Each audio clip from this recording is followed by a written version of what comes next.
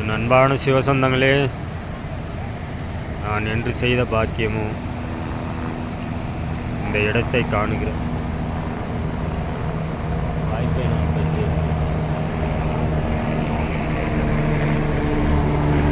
உச்சியில் தெரிகிறப்பா. இதான் கேதார்நாத் கோயில் இருக்கிற இடம். இந்த கோயிலுக்கு போகவே இன்னும் ஒரு 6 மணி நேரத்துலேருந்து 8 மணி நேரம் ஆகும் அப்படின்றாங்க. நாங்கள் ஒரு நடு வழியில் இருக்கிறோம். எப்படி பனி படர்ந்த ஒரு மலையாக இருக்குது பாருங்கள். முழுவதுமாக பனி படர்ந்த ஒரு மலையாக இருக்குது. அதை ஒட்டி அப்படியே ஆறு வந்துக்கிட்டே இருக்கு. ஹெலிகாப்டர் போது வருங்க.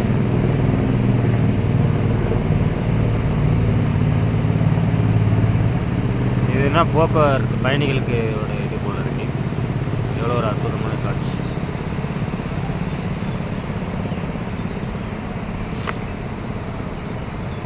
அன்பான சிவசொந்தங்களே,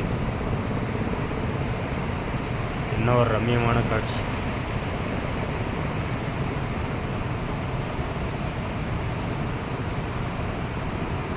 நான் என்று செய்த பாக்கியமோ இல்லை என் தாய் தந்தை செய்த பாக்கியமோ இப்படி ஒரு இடத்தை காணுகிற வாய்ப்பு அடியனுக்கு கிடைக்கிறது.